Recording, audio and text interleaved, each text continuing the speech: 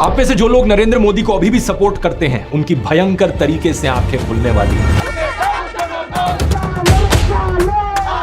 अरे हम तो फकीर आदमी हैं। গেল কিছুদিন আগেই নেপালে জেনজি আন্দোলনে সরকার পতন দেখেছিল পুরো বিশ্ব। এবার সেই তরুণ প্রজন্মের নেতৃত্বে দক্ষিণ এশিয়ার আরেক দেশ ভারত পরিণত হলো গণবিক্ষোভে।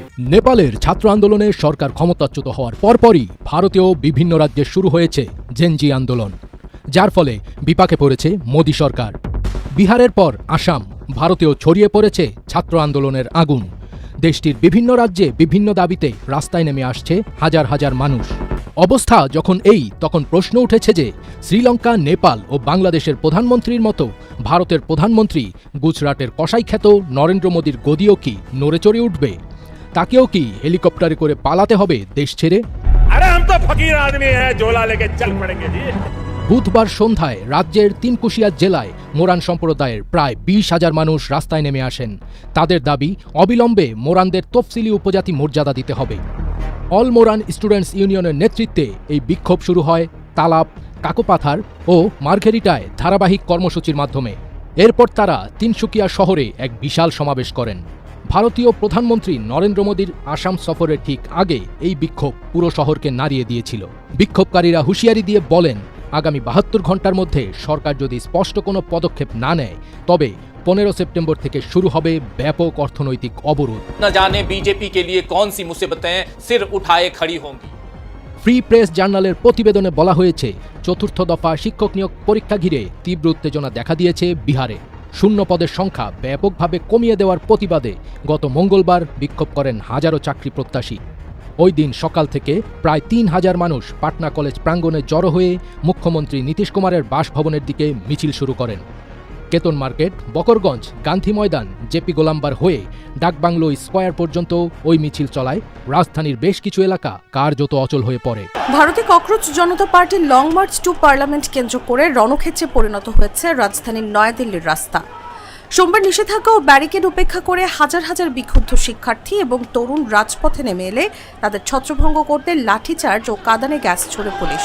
আসসালামু আলাইকুম প্রিয় দর্শক, কোনোভাবেই আন্দোলন থামাতে পারছে না নরেন্দ্র মোদী। তিনি কিন্তু এক মহা বিপদের মধ্যে আছেন, কারণ বেশ কিছুদিন পর পর কিন্তু ভারতে আন্দোলন শুরু হতে যাচ্ছে এবং সেই আন্দোলন এক সময় কি নরেন্দ্র মোদীর ক্ষমতাচ্যুত করবে? তো আজকের এই ভিডিওতে আমরা বিস্তারিত আলোচনা শুনতে যাচ্ছি ভারতের আন্দোলন নিয়ে। তো গুরুত্বপূর্ণ আলোচনা সামনে রয়েছে, তাই একদমই দেরি করব না। আপনারা যারা এই ভিডিওটি দেখছেন, ভিডিওটিতে একটি লাইক করে দিন এবং এইরকম ভিডিও পেতে আমাদের চ্যানেলটি সাবস্ক্রাইব করে রাখুন। তো চলুন কথা না বলে মূল ভিডিওটি দেখি আসলে কি চলছে ভারতে। ভারতের সংসদের বর্ষাকালীন অধিবেশনের প্রথম দিনেই রণক্ষেত্র পরিণত হল রাজধানী দিল্লি। ককরোচ জনতা পার্টি সিজেপি চলো সংসদ কর্মসূচিকে ঘিরে পুলিশের সঙ্গে আন্দোলনকারীদের সংঘর্ষ, লাঠিচার্জ ও কড়া নিরাপত্তা ব্যবস্থায় কার্যত অচল হয়ে পড়ে রাজধানীর একাংশ।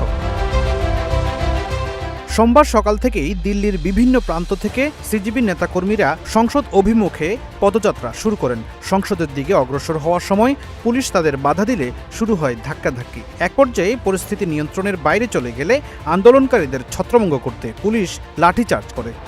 পরিস্থিতি আরও উত্তপ্ত হওয়ার আশঙ্কায় প্রশাসন দিল্লির ৫টি গুরুত্বপূর্ণ মেট্রো স্টেশন সাময়িকভাবে বন্ধ করে দেয়। নিরাপত্তার স্বার্থে ওই এলাকাগুলোতে যাত্রী প্রবেশ ও ট্রেন চলাচলও বন্ধ রাখা হয়। এর আগেই রোববার দিল্লি পুলিশ চলো সংসদ কর্মসূচির উপর নিষেধাজ্ঞা জারি করেছিল। যন্তর মন্তর ছাড়া অন্য কোথাও অনুমতি ছাড়া মিছিল সমাবেশ নিষিদ্ধ করা হয়। একই সঙ্গে ৫ বা ততোধিক ব্যক্তির জমায়েতও নিষেধাজ্ঞা দেওয়া হয়। তবে সেই নির্দেশ অমান্য করেই কর্মসূচি পালন করতে নামেন আন্দোলনকারীরা।